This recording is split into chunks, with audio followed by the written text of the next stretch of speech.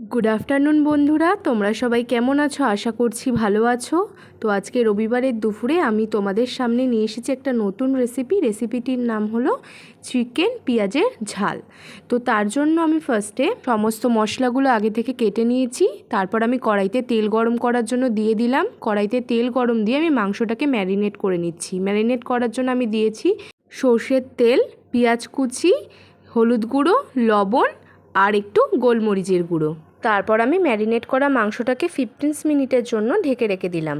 দেন আমি গরম তেলের মধ্যে আলুগুলো দিয়ে আলুগুলোকে ভেজে নিলাম।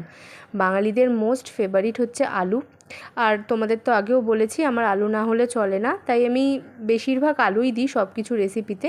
তোমরা চাইলে আলুটাকে অ্যাভয়েডও করতে পারো। তারপর আমি মিক্সিতে সমস্ত মশলা পেস্ট করার জন্য দিয়ে দিলাম। তারপর গরম তেলের মধ্যে আমি জিরে ও তেজপাতা ফোড়ন দিয়ে মিক্সিতে পেস্ট করে রাখা মশলাটা দিয়ে দিলাম।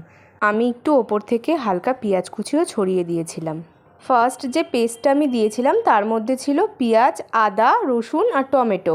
আর সেকেন্ড যে পেস্টটা আমি দিয়েছিলাম তার মধ্যে ছিল কাঁচা লঙ্কা, জিরের গুঁড়ো, কিছুটা পরিমাণ পেঁয়াজ দিয়ে সমস্ত মশলাটাকে আমি ভালো করে কষিয়ে নিলাম। তার মধ্যে আমি দিয়েছিলাম সামান্য হলুদ গুঁড়ো আর পরিমাণ মতো লবণ।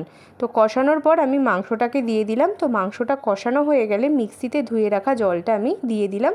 সামান্য জল দিয়েছিলাম যাতে কড়াইয়ের নিচে লেগে না যায়। তারপর আমি ভাজা আলুগুলো এর মধ্যে দিয়ে দিলাম। তারপর সবটা ভালো করে কষিয়ে নিয়ে আমি আগের থেকে জল গরম করতে দিয়ে রেখেছিলাম। তো ওই গরম জলটা এই কষানো মাংসের মধ্যে ঢেলে দিলাম। আমি একটু বেশি জল দিয়েছিলাম, তাহলে মাংসটা ভালো করে সিদ্ধ হবে। তারপর আমি এটাকে ঢেকে দিলাম কিছুক্ষণের জন্য। তো ঢাকনা খুলে যখন দেখি মাংসটা ভালোভাবে সিদ্ধ হয়ে গেছে এবং ঝোলটাও কিছুটা গামাখা হয়ে গেছে, তারপর আমি ওপর থেকে একটু গরম মশলা ছড়িয়ে কিছুক্ষণের জন্য ঢেকে রাখলাম। দেখো আমাদের মাংস একদম রেডি। এবার তো শুধু গরম ভাতের সঙ্গে খাবার পালা।